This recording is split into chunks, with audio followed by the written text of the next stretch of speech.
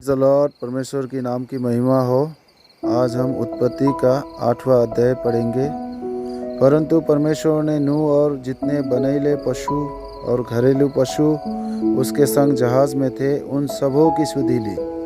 और परमेश्वर ने पृथ्वी पर पवन बहाए और जल घटने लगा और गहरे समुद्र के सोते और आकाश के झरोखे बंद हो गए और उससे जो वर्षा होती थी वह भी रुक गई। और 150 दिन के पश्चात जल पृथ्वी पर से लगातार घटने लगा। 7वें महीने के 17वें दिन को जहाज अरारत नामक पहाड़ पर टिक गया और जल 10वें महीने तक घटता चला गया। और 10वें महीने के पहले दिन को पहाड़ों की चोटियां दिखाई दी।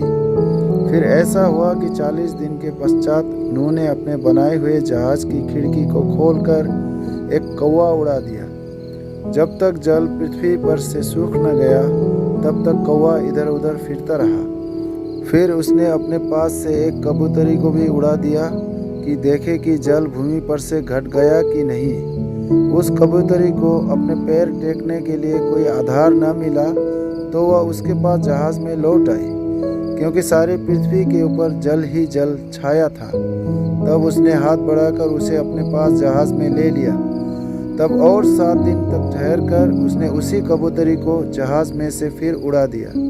और कबूतरी सांझ के समय उसके पास आ गई तो क्या देखा कि उसकी चोंच में जैतून का एक नया पत्ता है। इससे नूह ने जान लिया कि जल पृथ्वी पर घट गया है। फिर उसने 7 दिन और ठहर कर उसी कबूतरी को उड़ा दिया और वह उसके पास फिर कभी लौट कर नहीं आई। नूह की आयु के 601 वर्ष के पहले महीने के पहले दिन जल पृथ्वी पर से सूख गया। तब नूह ने जहाज की छत खोलकर क्या देखा कि धरती सूख गई है। और दूसरे महीने के 27वें दिन को पृथ्वी पूरी रीति से सूख गई। तब परमेश्वर ने नूह से कहा, तू अपने पुत्रों, पत्नी और बहुओं समेत जहाज में से निकला। क्या पक्षी, क्या पशु, क्या सब भांति के रेंगने वाले जंतु जो पृथ्वी पर रेंगते हैं, जितने शरीरधारी जीव जंतु तेरे संग है, उन सबको अपने साथ निकाल ले आ कि पृथ्वी पर उनसे बहुत बच्चे उत्पन्न हो और वे फूले फले और पृथ्वी पर फैल जाएं। तब नूह और उसके पुत्र और पत्नी और बहुएं निकल आई और सब चौपाए, रेंगने वाले जंतु और पक्षी और जितने जीव जंतु पृथ्वी पर चलते फिरते हैं सब जाति जाति के जहाज में से निकल आए। तब नूह ने यहोवा के लिए एक वेदी बनाई और सब शुद्ध पशुओं और सब शुद्ध पक्षियों में से कुछ कुछ लेकर वेदी पर होम बलि चढ़ाया। इस पर यहोवा ने सुखदायक सुगंध पाकर सोचा, मनुष्य के कारण मैं फिर कभी भूमि को शाप न दूंगा।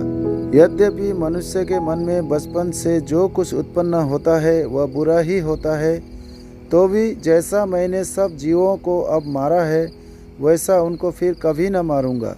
अब से जब तक पृथ्वी बनी रहेगी तब तक बोने और काटने के समय, ठंड और तपन, धूपकाल और शीतकाल, दिन और रात निरंतर होते चले जाएंगे। Praise the Lord.